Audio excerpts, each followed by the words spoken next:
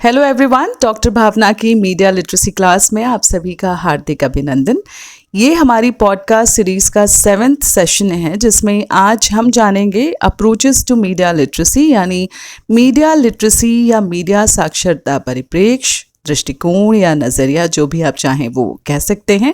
अलग अलग जो स्कॉलर्स हुए हैं जिन्होंने मीडिया लिटरेसी के फील्ड में काम किया है, इस पर गहन अध्ययन किया है, उनके अलग अलग दृष्टिकोण या नज़रिया है। तो आज की जो हमारी ये क्लास है, इसमें हम मीडिया लिटरेसी के वेरियस अप्रोचेस को समझने और उन्हें समेटने की कोशिश करेंगे, लेकिन उसके लिए आपको मेरे साथ एक्टिवली इन्वॉल्व होना होगा। तो तैयार हैं आप? Okay, here we go. Press, टॉर्नेरो और वरिश के अकॉर्डिंग मीडिया लिटरेसी के मुख्यतः 3 अप्रोचेस हैं जिस पर वो जोर देते हैं। पहली जो अप्रोच है वो प्रोटेक्शनिस्ट अप्रोच है, दूसरी है प्रोमोटिंग ओरिएंटेशन और तीसरी है पार्टिसिपेटरी ओरिएंटेशन। चलिए एक एक करके इन तीनों को समझने की कोशिश करते हैं। मीडिया लिटरेसी की जो प्रोटेक्शनिस्ट अप्रोच है वो ख़ास तौर से बच्चों और युवाओं को मीडिया के हानिकारक प्रभावों से बचाने या प्रोटेक्ट करने की बात करती है। इस अप्रोच के अनुसार बच्चे और यूथ मीडिया का सॉफ्ट टारगेट होते हैं, क्योंकि उनका जो ज्ञान है या अनुभव है वो बहुत कम होता है। तो इस की वजह से इन पर मीडिया का जो नकारात्मक प्रभाव है वो ज़्यादा पड़ता है। इस अप्रोच की सभी मीडिया कंज्यूमर्स को एक ही ढंग से ट्रीट करने की जो तरीका है या जो वजह है, उसकी वजह से कड़ी आलोचना भी होती है।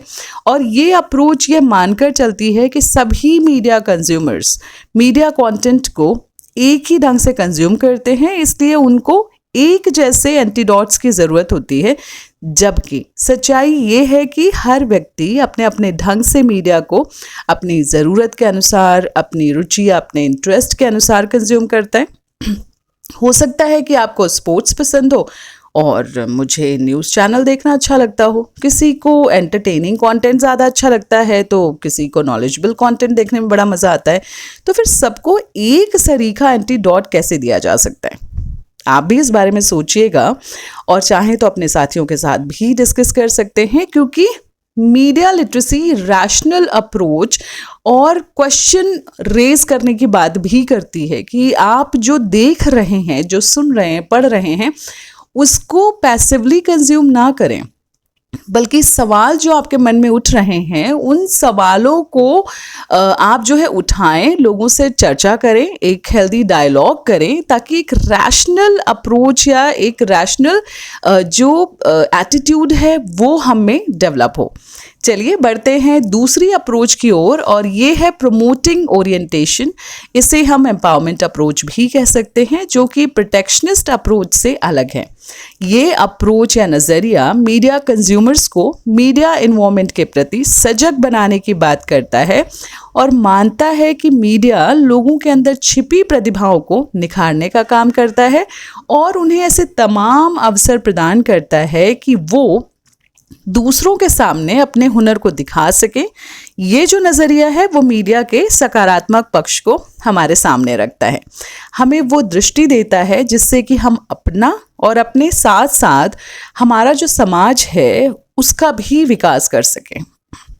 आई होप ये सेकेंड अप्रोच भी आपको समझ में आई होगी।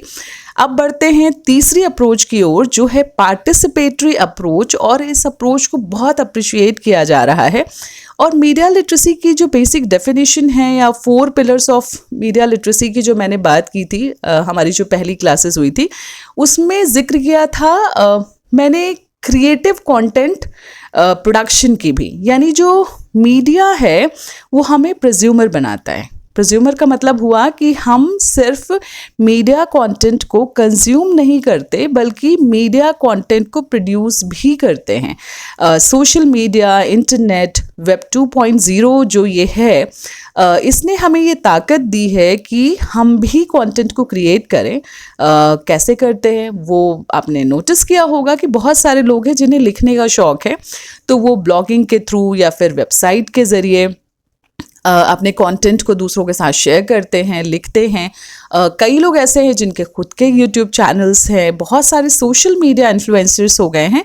तो एक तरीके से मीडिया ने हमें प्रोज्यूमर बना दिया है कि अब हम कंटेंट को सिर्फ कंज्यूम नहीं कर रहे बल्कि कंटेंट को क्रिएट भी कर रहे हैं।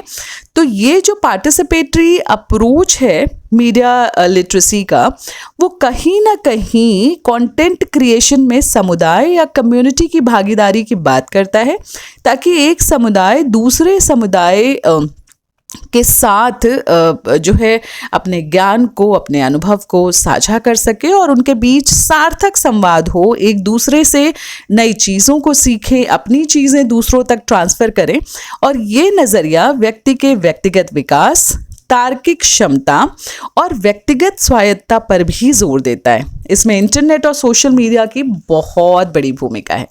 तो ये तीनों जो नज़रिया है, ये एक दूसरे से अलग होते हुए भी एक दूसरे के पूरक है, एक दूसरे को कॉम्प्लीमेंट करते हैं। अगर हम मीडिया लिटरेसी एजुकेशन के जर्मन अप्रोच को देखें तो पाएंगे कि वहाँ पर मीडिया के विविध रूपों के ज़रिए गुणवत्ता वाली शिक्षा पर जोर दिया गया है। यानी मल्टीमीडिया का इस्तेमाल करते हुए शिक्षा को और बेहतर बनाने की बात कही गई है, क्योंकि मीडिया का हमारे काम, हमारे सीखने की क्षमता, समाज, संस्कृति, शिक्षा, अर्थव्यवस्था, राजनीति सब में गहरा दखल है।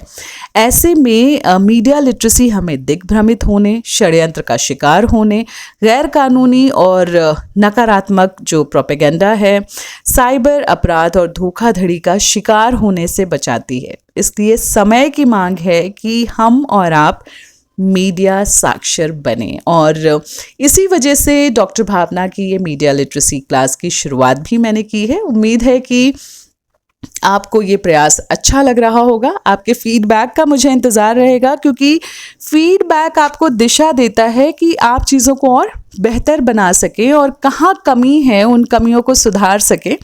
तो प्लीज़ अपनी प्रतिक्रिया ज़रूर दीजिएगा। और अगर आपको ये क्लास अच्छी लगे, ये कंटेंट अच्छा लगे, ज्ञानवर्धक लगे, तो आप इसे अपने मित्रों के साथ, अपने परिवार वालों के साथ भी साझा करें। जल्द हाजिर होती हूँ नए सेशन में मीडिया लिटरेसी से ही रिलेटेड नई बात लेकर। धन्यवाद।